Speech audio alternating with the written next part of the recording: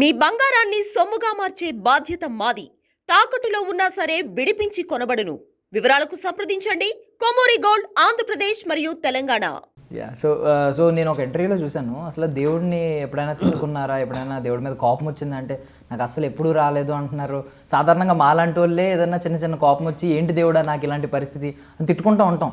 అసలు మీరు మీ జీవితంలో ఒకసారి కూడా దేవుడిని ఇలాంటి సిచ్యువేషన్ గురించి నాకు కళ్ళు ఎందుకు ఇవ్వలేదు, అందరికీ ఇచ్చి నేను ప్రపంచాన్ని చూడలేకపోతున్నాను ఎప్పుడు అనుకోలేదా ఒక్కసారి కూడా? అంటే మామూలుగా అంటే చూపు ఇవ్వాల్సింది అనుకున్నా కానీ తిట్టుకోలేను భయ్య. అంటే మామూలుగా తిట్టుకోవడం అనేది ఎప్పుడు జరగలేదు. అంటే ఇంకా పోయిన తర్వాత ఇంకేం చేయలేము దానికి. ఇంకా తిట్టుకున్న వేస్ట్, కొట్టుకున్న వేస్ట్, ఇంకేమైనా వేస్ట్. అయితే ఏంటంటే దీనివల్ల ఇంకా పట్టుదల అన్నమాట. అరే ఎందుకబ్బా సింగర్ అవ్వలేను, దీని గురించి ఆలోచించడం మానేసా. ఎందుకంటే ఇది పోయింది, ఇంకా దాన్ని ఏం చేయలేం మనం. అది పెట్టుకుంటే వస్తుందా? రాలేదు. వచ్చేదైతే వచ్చేది.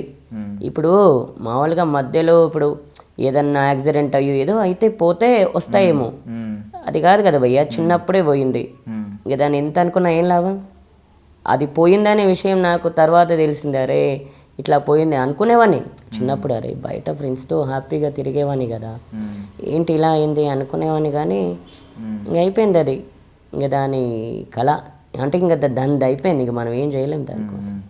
అలా అని ఇంకా సింగింగ్ ఇది అయిపోయింది. ఇంకా దీన్ని ఏం చేయలేం కాబట్టి సింగింగ్ ఎలా వస్తుంది, ఎలా ఆఫర్ వస్తుంది, ఏం చేయాలి దీనికోసం, దీని గురించి ఆలోచిస్తున్నాను తప్ప ఇంకా దీని గురించి ఆలోచించట్లా. ఎందుకంటే ఇంకా అయిపోయింది. బయట మామూలుగా కూడా మనం బస్సులో ఎక్కుతుంటాం, సీట్ల కోసం చాలా కొట్లాట్లు అవుతుంటాయి, అట్లా ఇట్లా ఉంటుంటాయి. కానీ దీని గురించి నేను ఆలోచించను పెద్దగా. సింగింగ్ నాకు సింగింగే కావాలి. ఇది ఇక రాలేదు.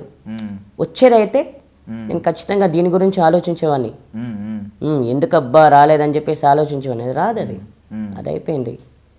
ప్రపంచం మొత్తం మిమ్మల్ని కొంచెం దివ్యాంగుడిగానే చూసుండొచ్చు, బట్ కళాకారుడు అయిన తర్వాత మాత్రం ఎవరు అలా చూడరు.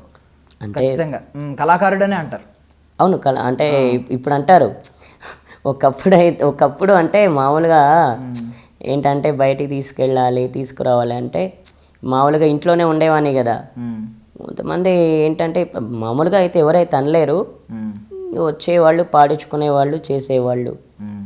చూపు లేదా అంతే, ఇంతకంటే ఇంకేం లేదు. ఇక ఇప్పుడు అలా కాదు. ఓకే, ఒక మ్యూజిక్ చేసి ఓకే